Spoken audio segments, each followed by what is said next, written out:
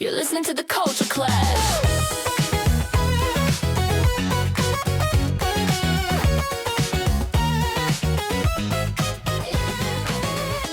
Hello, Clashers, and welcome back to a brand new episode of the Culture Clash. I'm your host, Luis Villalon. So excited to be back for another week with all of the hot topics that I know you want to discuss. I have some really, really hot takes, and I know some of you are not going to be very happy with me. Girl, don't give me that look. We promised to keep it at 100, and that's what I'm going to do.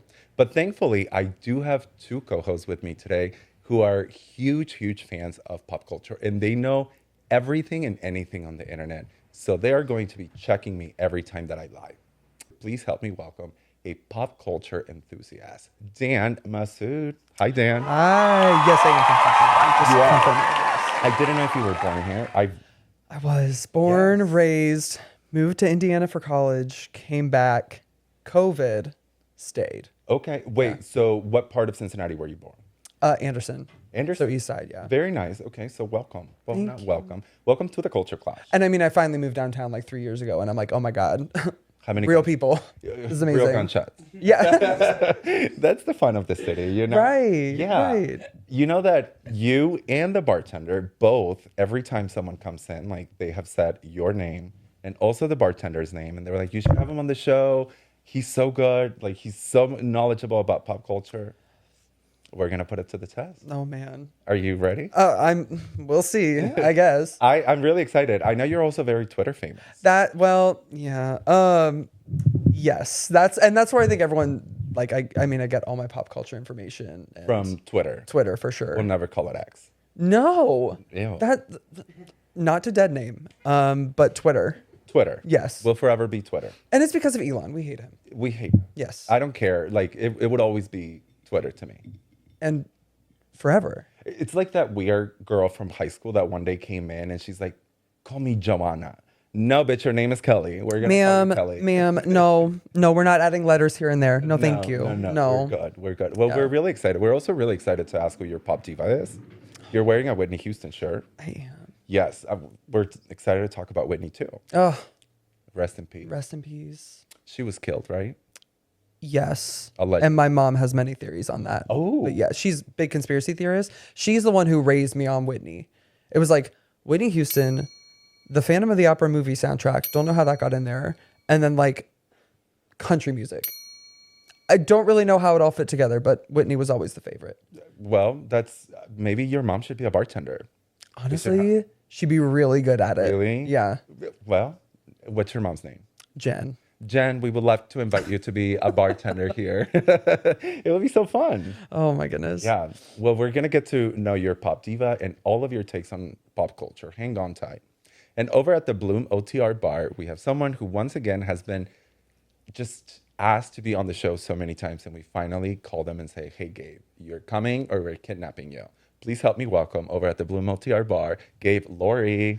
Hi, boys. How are you tonight?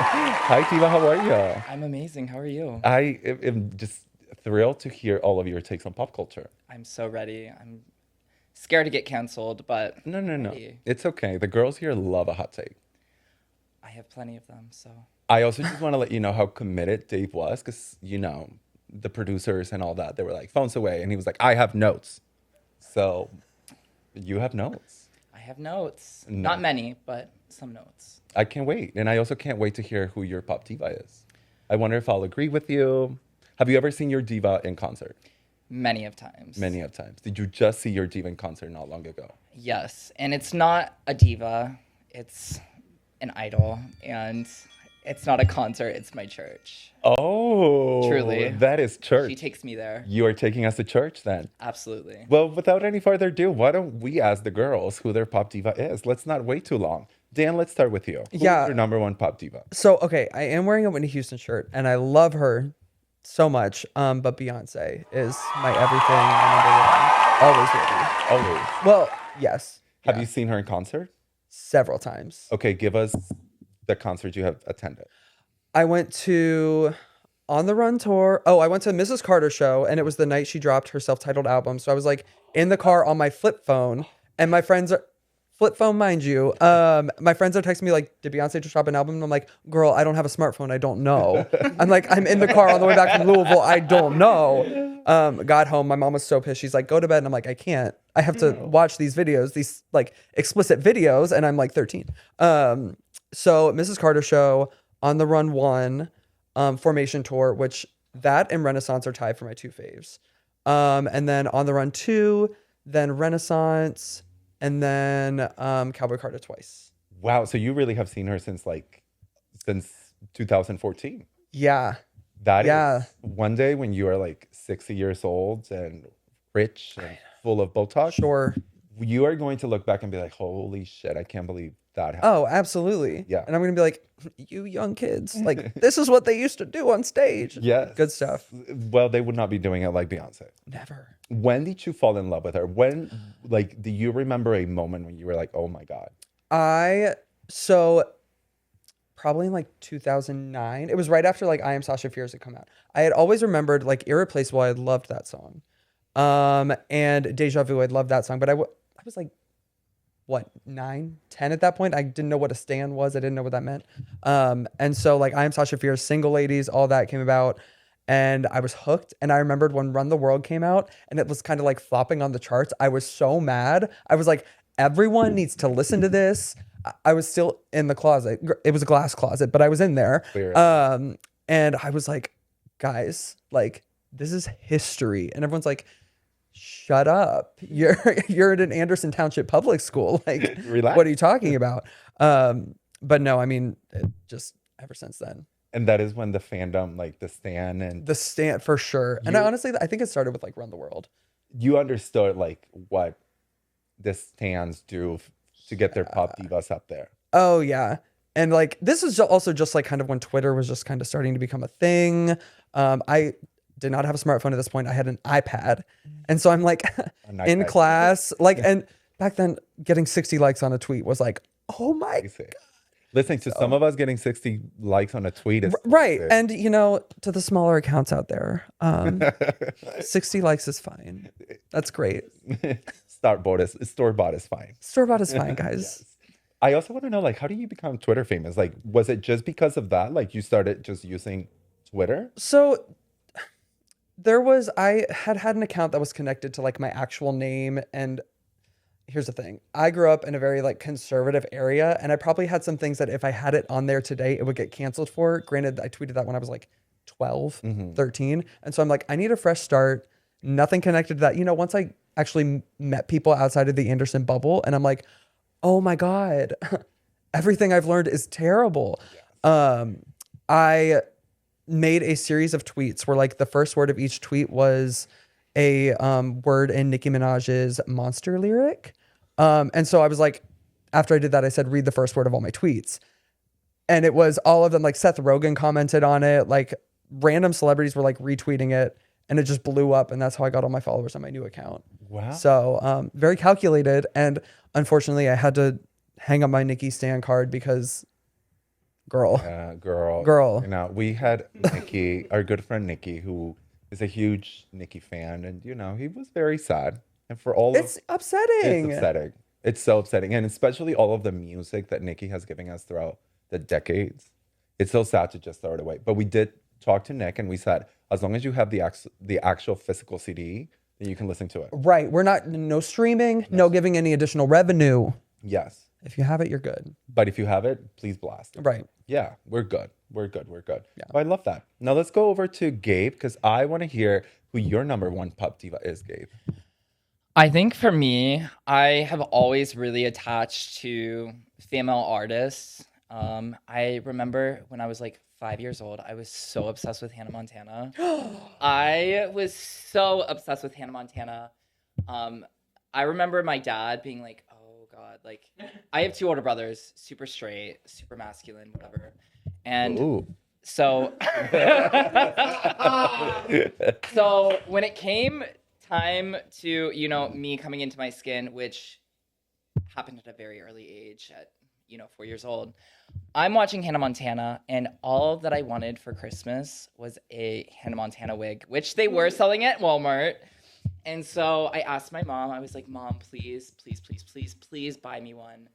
And I did get one. I got a karaoke machine and I got the Hannah Montana karaoke CD. And that really was the birth of the little F slur that I am today. Of the Demon So Twink. that was kind of the start of my pop journey. So I have to give Miley her props and, you know, the Disney Megacorp for creating the Hannah Montana experience that I had as a little boy. I love. But that kind of evolved, and I remember moving in like second grade to a new school, and I had no idea like who I could talk to, but I did have like this little iPod, and I remember buying all of the Lady Gaga CDs, and I would just like listen to it on repeat, and that was like formative. Obviously, she was giving like her pop sounds, very like commercial pop with the Fame Monster.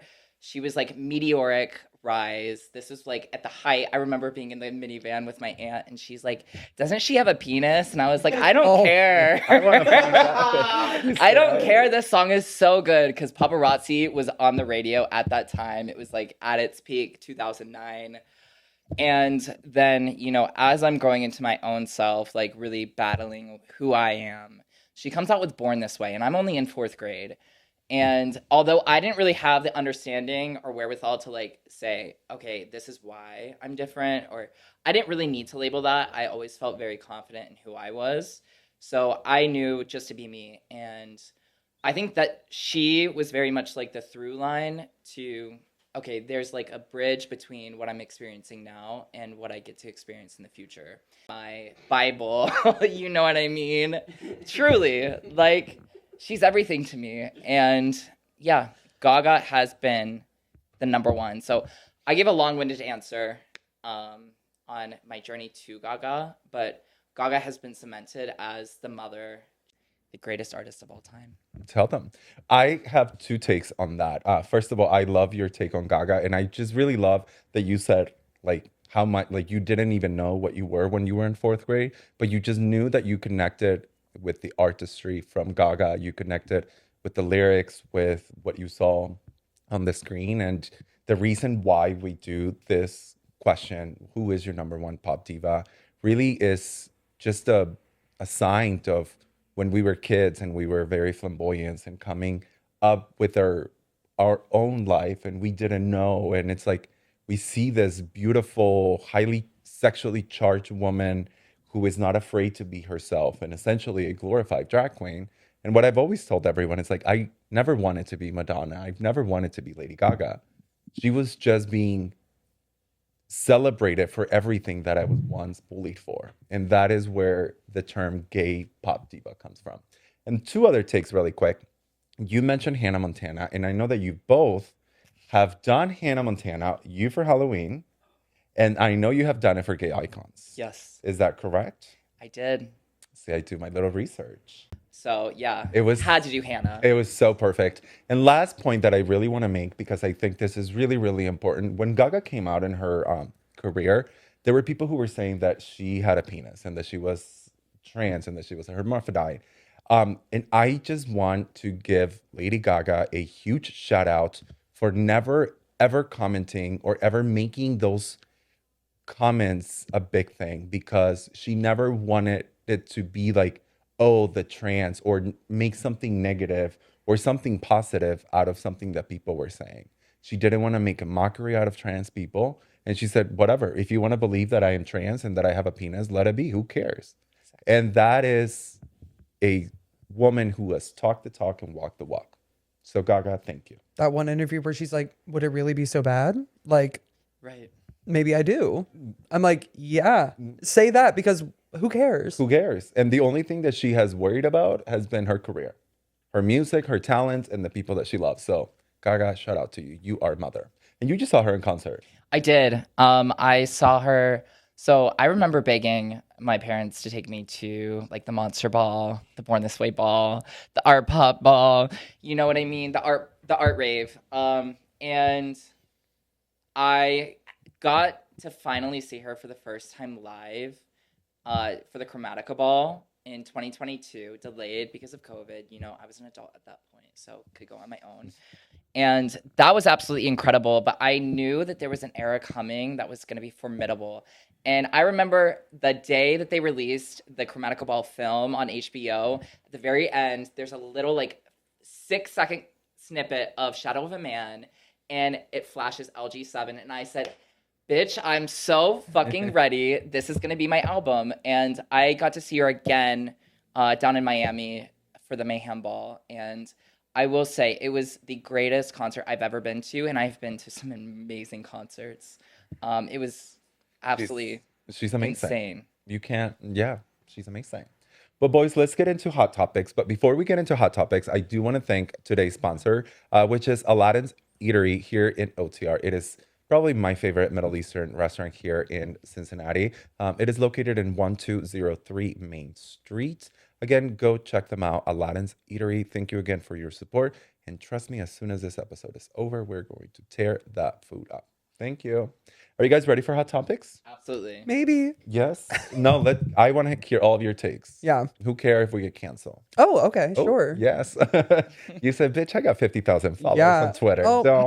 So, Not after they cleared those bots, girl. Dan Army. yeah. Bye. The Dan Army. No. The very first hot topic that I want to talk to you guys is about Coachella. Let me give you a little rundown of what's happened. From the very first Latina to ever headline Coachella, to the debut of the first Filipino group to play the festival, to building a new bunker made specifically for an art installation dedicated to 2 iconic albums. The first weekend of Coachella 2026 was filled with exciting, memorable, and history-making moments. Let's talk about it. Did you guys watch any of the things of Coachella? I saw clips and I saw reactions. I saw some Sabrina Carpenter clips, which loved the kind of theatrics of her performance. I saw some Justin clips. Didn't love. Yeah, we'll probably talk about that a little bit later. Well, let's talk about it because you and I were talking about it and we got shut up because we were like, save it for the pod. But we talked about Justin Bieber, and it is also my take that if a woman came out in her bra and showed us a YouTube video, we would be like, what the fuck is this? She would have been crucified. But then here we are just glorifying men. And I know, don't come for me. I know that Justin Bieber is slowly getting in that same territory as Britney Spears. We are starting to find out that they were victims of the industry, that yes, they have issues, but unfortunately, we as fans in the music industry have created those monsters, really.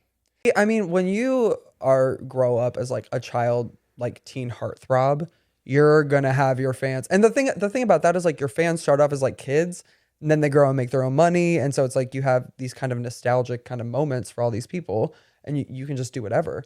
I mean, that's one of the reasons why he could do what he did at Coachella. And like, I had someone today defending me like about his performance, like he was true to himself and all that stuff. And I'm like, good for him. That's great. But he had like the biggest price tag in history for a Coachella performance. And I think we all have grown up loving incredible performers, very talented women who work hard to do what they do. And we just know that like a woman could never do that specifically. I mean, we saw Beachella. The woman, it was right. It was after she gave birth to the twins. She went on a crazy diet. She was vegan. She was working out every single day. She was on set every single morning, making sure that the lights, the band, the dancers, every single detail was just perfect. And like I didn't even watch Justin Bieber's performance. I just watched the clip. I saw clips, yeah. Yeah, and it's like, oh, did you show up that morning and you just told them like, hey, can you play this in the background? I'm like, did you rehearse what YouTube videos you were gonna pull up? I've been curious about that. I'm gonna be honest. Like, did you sit at home and you were like, oh, I'm gonna play this clip, right? Play this other like. I listen. Gabe, what do you think about Justin Bieber's performance? I honestly think that, I understand that Coachella is a place to really sell tickets to Content Farm and all of those things. It's really like become a place not as much for the music and more so for like the grandiosity of it. It's tailored and it's like to be seen as stripped back, but it really isn't. It's so grandiose. They throw like the boho like aesthetic The over fits top of are it. so But it's no important. different than like a red carpet, like sort of event where it's like, it's about the celebrity of it all.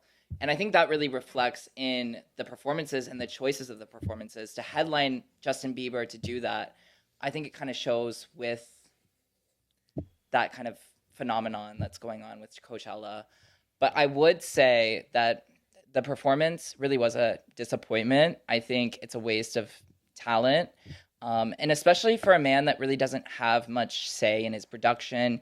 He gets handed songs that are written for him.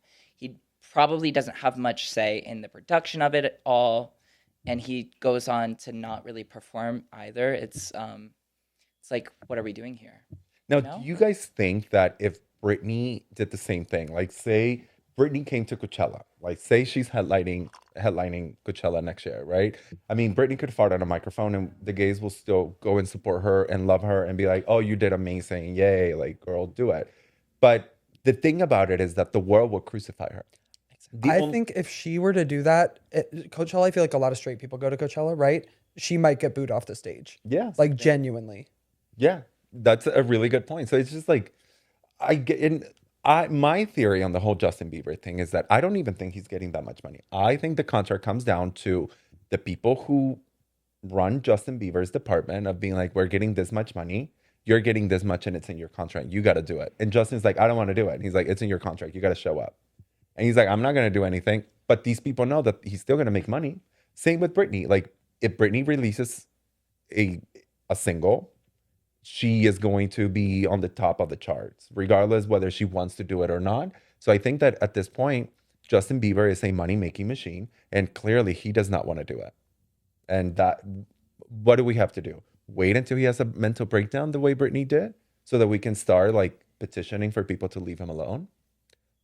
Like just leave Justin alone. And I mean musically, he does not want to perform. He doesn't even want to be a part of this. Leave him alone. But on the good note, Sabrina, my God, the girl is a star. Absolutely. I love a show. I love a show. Yes. Truly. And she is proving that she's here for a long time. Yes. She is proving that she is a singer, that she is a performer, that she is going to give you theatrics, that she's going to give you what the girls want at home. Mind you, started Disney Megacorp showing up again. And Like, she was in the Key Asylum for a year, ugh. for so yeah. long. Like she couldn't get out. And now she is out. And I think the key got thrown away. The key got thrown out and she is never going back. Yeah. Hopefully. Hopefully. We'll see. Carol G, the first Latina to ever headline Coachella. We love Carol G. Yeah. I have a little hot take on Carol G. Her stories are starting to not make sense. I don't know if you guys know too much about Carol G, but she's from Colombia, and her whole like thing is that she comes from like nothing, from the hood, blah blah blah blah. But then I was watching an interview the other day saying that when she was little, she used to do like toy commercials. And I'm thinking like, your family was getting paid a decent amount of money if you were making toy commercials. So like, you're telling me that you come from the hood and that you grew up with nothing? The math In math. Right. not adding up here. I mean, Carol, I don't know. I did recently see, like, I mean, I think that could maybe be misconstrued a little bit just because, like, I know for Brittany, she grew up in, like, rural, like, Alabama or Mississippi, I believe. Yeah. And, Louisiana. you know, Louisiana. Yes. And she was, like, in the deep South, not from a ton of money. But her parents were, like, sending her out to, like, California to film, like, the Barney Show or whatever, or, like, all of these shows. And, you know, I think that could be the case with her. But I do think, you know, that kind of story or that kind of archetype does apply to some of the other stars that we're seeing in modern day pop culture, like Chappell Roan. Well, and you brought up this point. You sent me a note to talk about like fan base and how much. First, I want to say that I have no issue with people who are privileged and come to this industry being privileged. Like that is something you cannot help. My problem is when you try to appeal to a certain group of people and you're just doing it based on what you think they'll like. Chaperone, apparently she went to Grammy camp. I don't know if you guys have heard about Grammy camp, but allegedly Somebody told me about. Well, actually, I kind of looked into it, but apparently it's this camp that cost a lot of money, where children of celebrities and children with money go on to meet people. Now, I'm not saying that's going to give you a career, but we all know that to be in the industry, the number one thing is you have to have a network. So if Chaperone is out here saying that she's a Midwest princess and that she comes from such a humble background, it's like, do you? I mean, I think that there's an argument like for obviously there's resources when you're young. You can come from like a wealthy family of like accountants in Ohio, and maybe there's an argument that you really don't have the connections, you don't have the network, but you certainly had the resources for like vocal lessons or acting lessons, or your parents had like the time and energy to put you in, like send you off to California for auditions and stuff like that. So she is a Midwest princess. But I did see like some of her earlier interviews. She had spoken about how like she grew up in a trailer park, and they had like clearly denounced that. It was so obvious that she didn't. She grew up in like a pretty nice house, and obviously when you're like coming up, all it is like you need to sell a narrative. You need something that sticks to people, and especially as like, you know, a niche artist. Because everyone loves the underdog. Right. And you want the underdog to succeed, and you want people to root for them. But yeah, I think some stuff has come out that has kind of like, It makes you question it. it makes you question that. And I understand, you know, you have to get where you need to get, but you need to do it authentically. And Yeah, we don't like lies. And Yep. you brought something up about Britney Spears being sent to LA to do casting. Once again, I brought this up before, and this is where your privilege and your non-privilege comes in.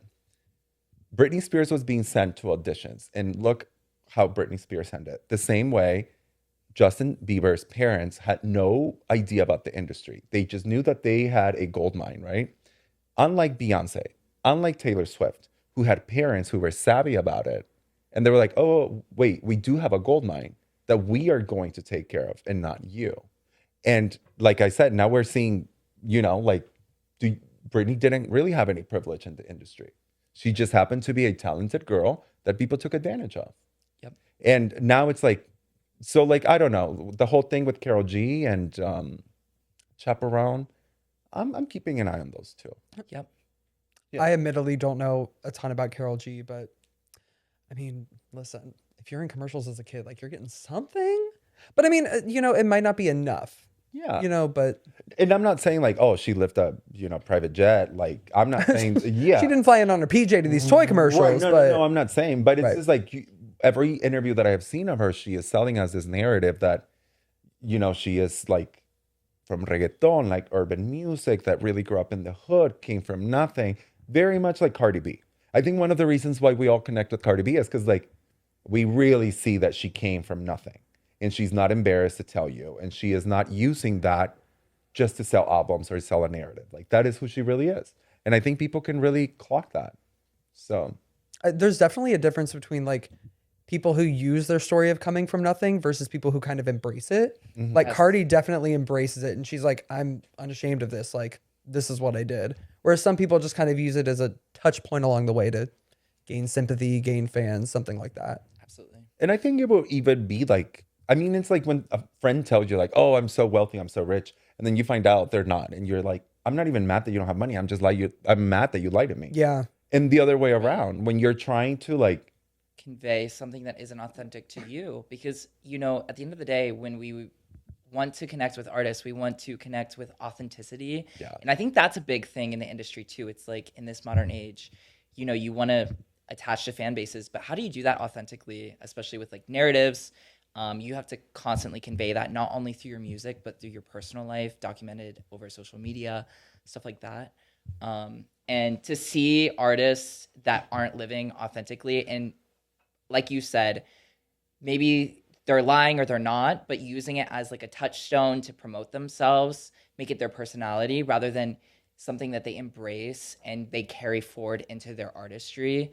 I think that's what separates it. And, those that embrace it are beautiful. And that's who we, at the end of the day, in the long term connect with. the cream will always rise to the top. Absolutely. Well, someone who is also racing to the top is Mother Monster again, because Lady Gaga and Doechii turned the world into a catwalk in The Devil Wears Prada 2.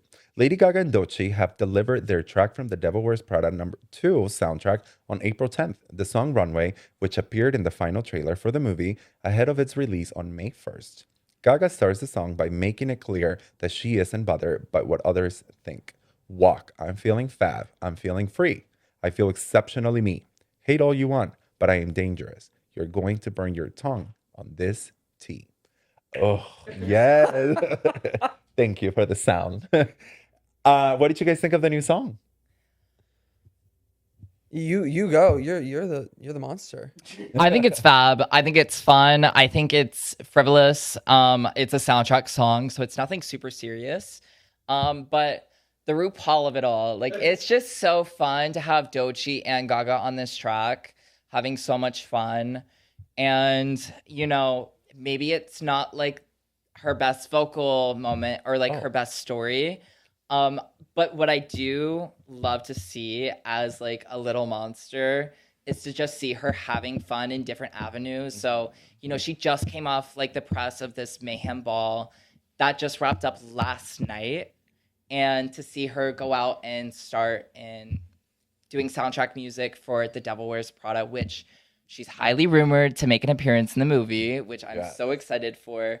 I think it's iconic. Like, you know, I say spread your wings, and especially with some of her ambitions that might be outside of the entertainment industry coming forward. You know, I think, spread your wings and have some fun. We love it.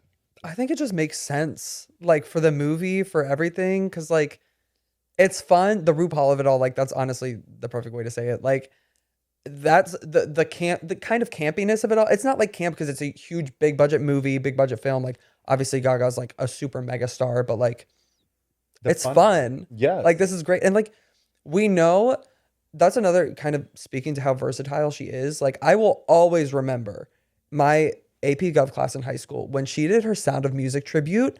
I was like, put that on the screen now. Yes. Like, we are watching it. And granted, my teacher was retiring after that year, so he like didn't give a shit what we did. And I'm like, run it back. Yeah. Play it again. And you guys are gonna listen. She can sing. Yes. And you didn't know that. So I mean, just like, she can do so many things. Like, just enjoy yourself, enjoy your career. I actually think that there is a Gaga before that performance and a Gaga after that performance. I think when she did The Sound of Music at the Oscars, I believe it was 2014, 2015. It was 2015. It was the beginning of 2015. 2015 for the, yeah. Yeah, and funny enough, she had disappeared from the public eye for months before that performance. After Art Pop. Yep. Yeah. It completely, you know, fell apart, honestly, the whole rollout. Her last single didn't chart really very well, GUI. The label, it was the most expensive pop album to be produced in this 21st century. And they cut, you know, any continued promotion especially after like Do What You Want with Redacted.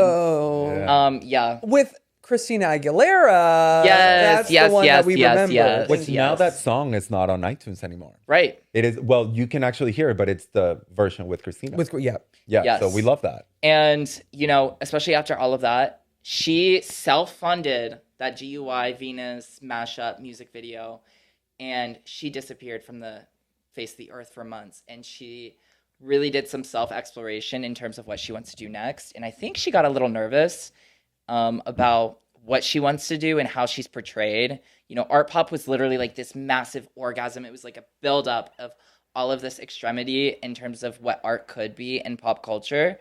And she really pushed those boundaries in a massive way. I don't think we'll ever see an artist with that budget, with that level of support, be able to push those extremes the way that she did.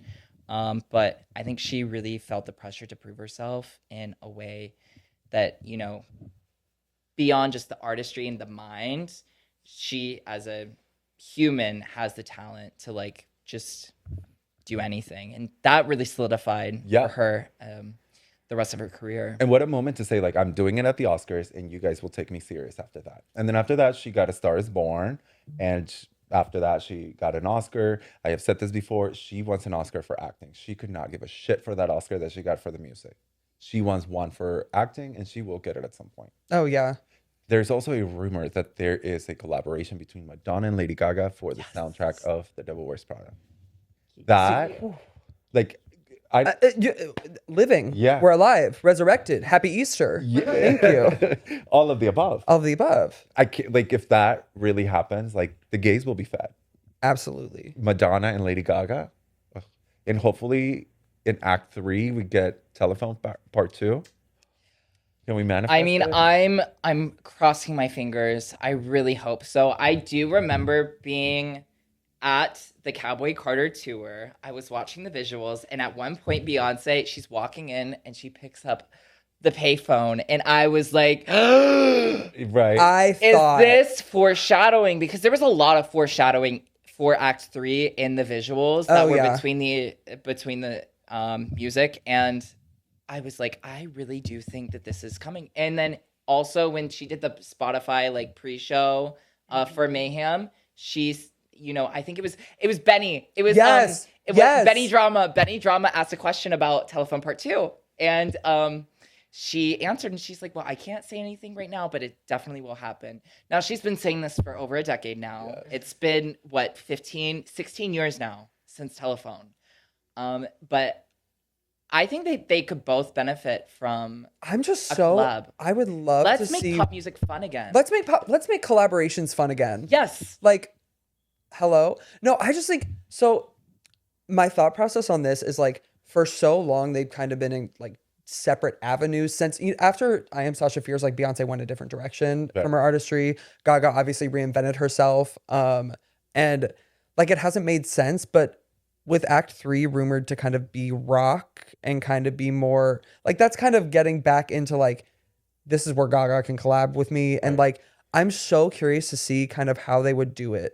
Like 16 years later, when, you know, I mean, obviously they're still incredible performers, incredible singers, but like they did that when they were both at like the height, when it was like you knew this was going to be a statement, like the dancing, all of it. Like these are young, incredible pop stars, and now they're a bit more mature. And it's like, I'm so curious to see what they would do. And Gaga had rent to pay during that time.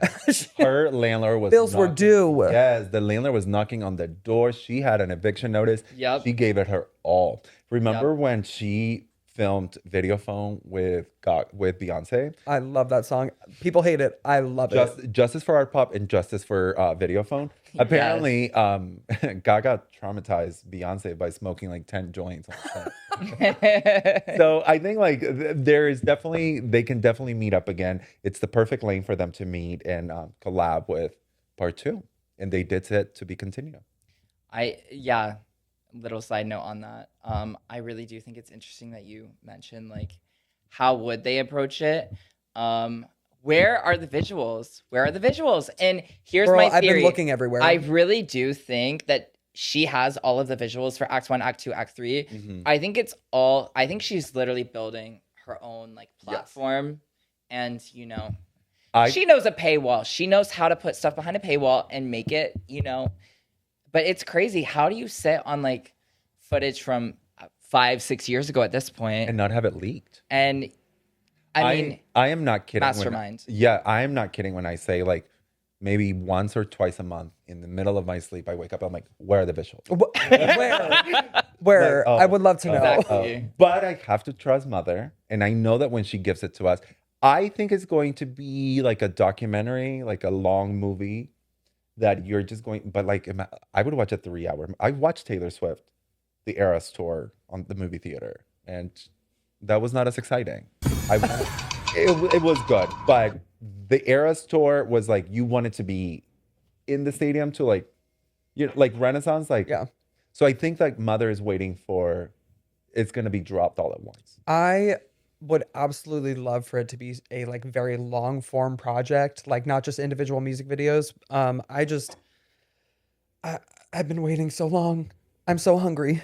I need to be fed. Imagine the people who have died along the way, who did Girl, not knock on wood. Don't let it be knock on me. something. Oh my God. Imagine if I die tomorrow and I don't get to go to like Act 3, or that I get to heaven. Not that I'll get to heaven, but I'll get to whatever I need and be like, I did not watch the visuals. Like, and they've just been sitting there because they have.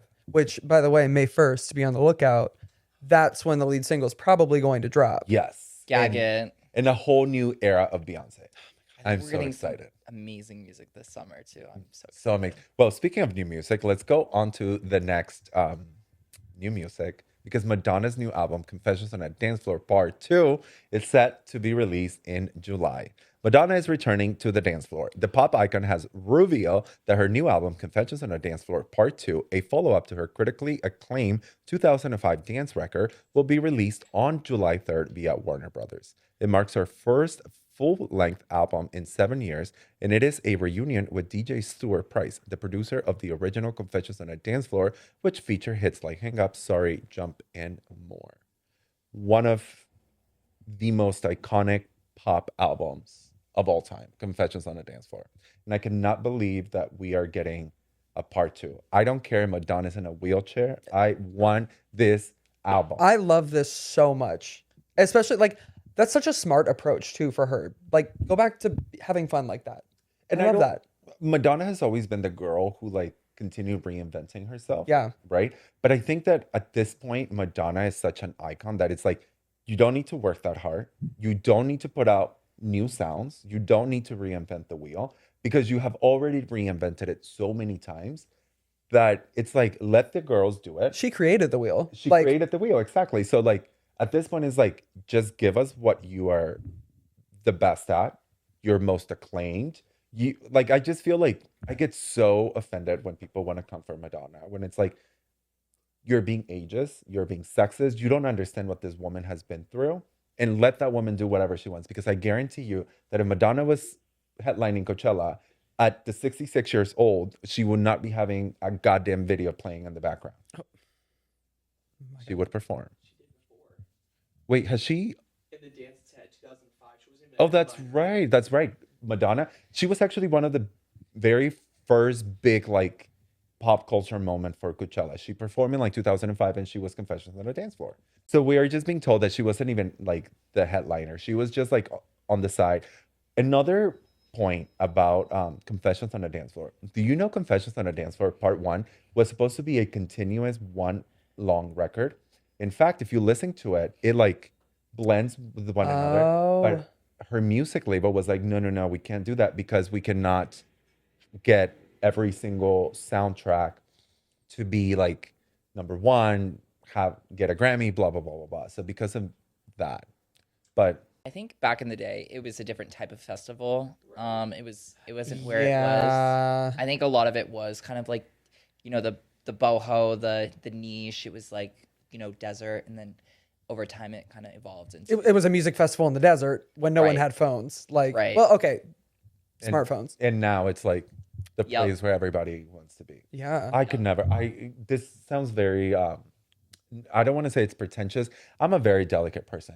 If I am hungry or if I am hot, you're gonna get the worst fucking version of me.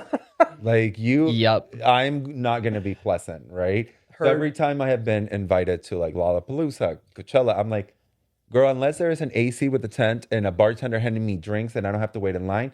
If not, let me just stay at home. I'll make my own drinks and I'll turn on my AC.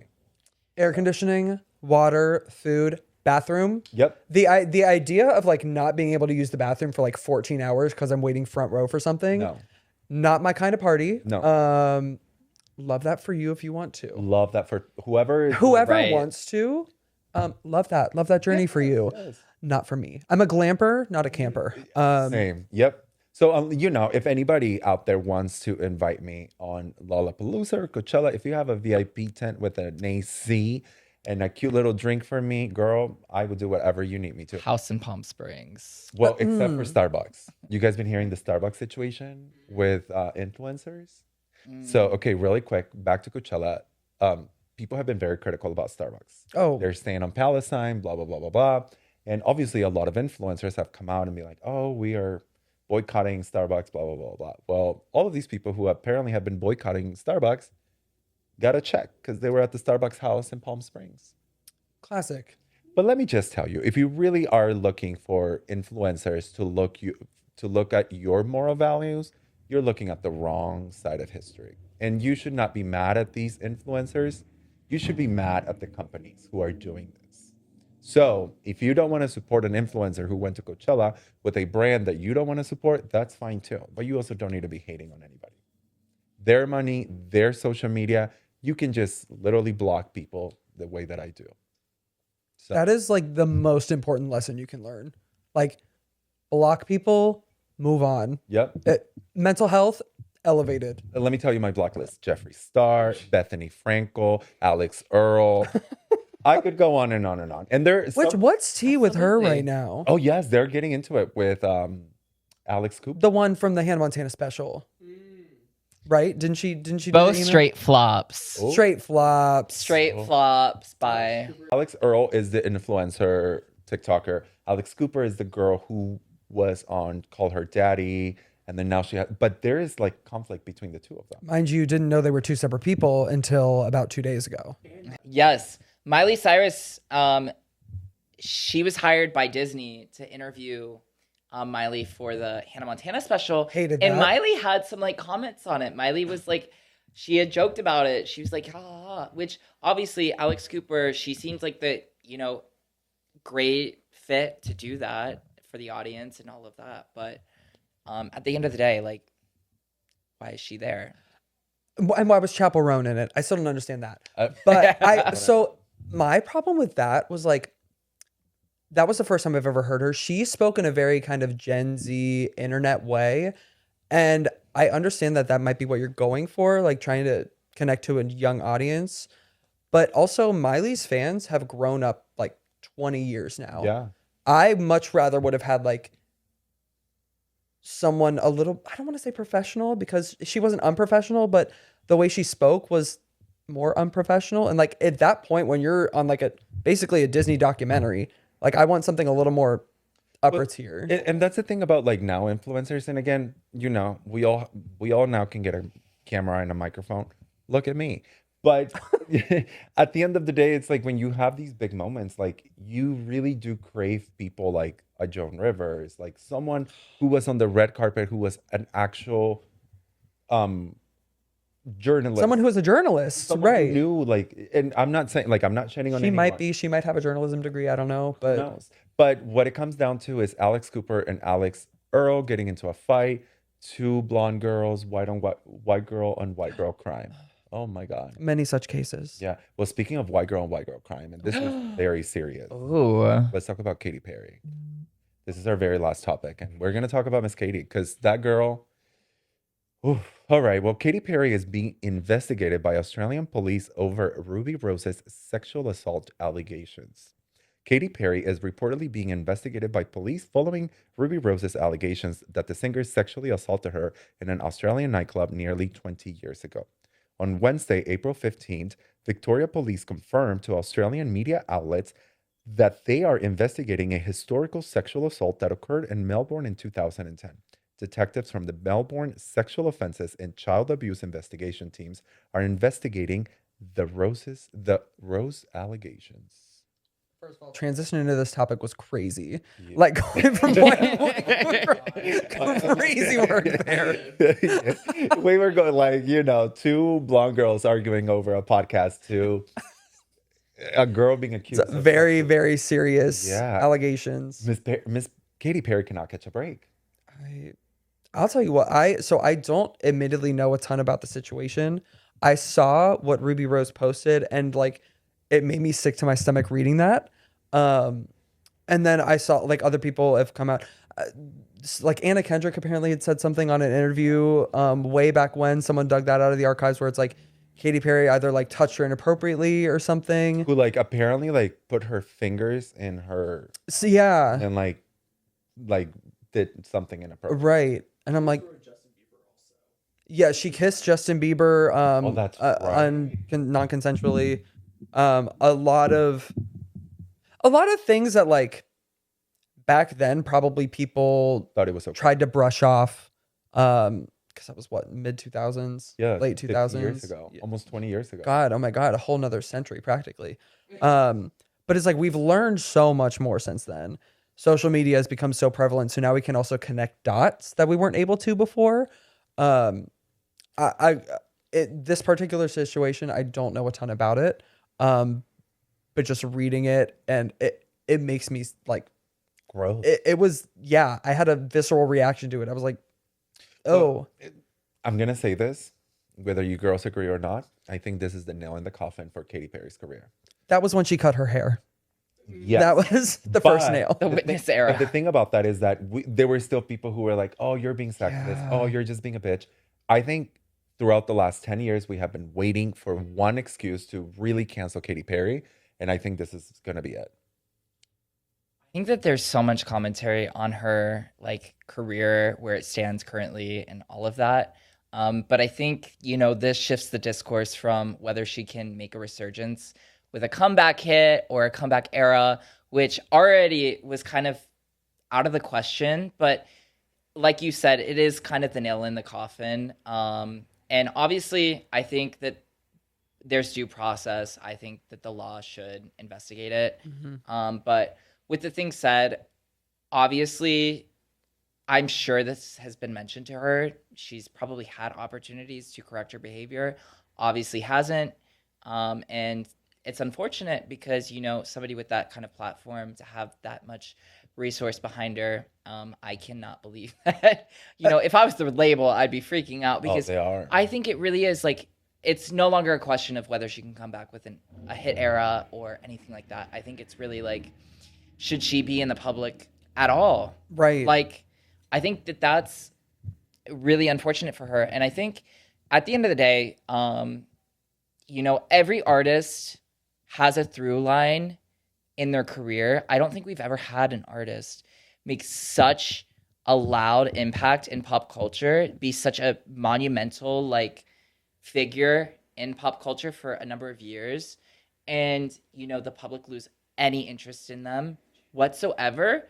But every artist, like maybe Janet Jackson, right? Janet Jackson was canceled in the public eye, but that was because Not of her things fault. outside of Right. her. It wasn't her fault. But at the end of the day, she had an identity. She was a performer. She was a writer. She was a producer. She had a sound behind her. Katy Perry messed up with her career 10 years ago because at the end of the day, she was kitschy, she was campy, she was pop. She was at the height of like maximalism in pop, especially like post-recession pop, right? People wanted to escape in something, and she was like, I'm going to shoot whipped cream out of my tits, throw candy. I'm going to have this massive tour. You're going to have like 50 million things to look at once.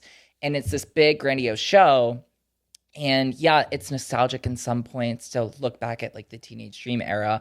But she has no through line. It's like Taylor Swift has a long career because at the end of the day, she's a songwriter. She can transition between eras, and at her backbone is that at the end of the day, she's a songwriter. She might have different producers, a different sound, a different angle, but she has that songwriting perspective. Katy Perry doesn't really have that, and No. she has no defense for why she should be a public figure or be somebody that we idolize. I think it's really unfortunate to see somebody with that amount of resource, that amount of, production, all of that. I think the label has probably done as much as they possibly could to support her. But, it's just miscalculation after miscalculation. I have two takes on Katy Perry.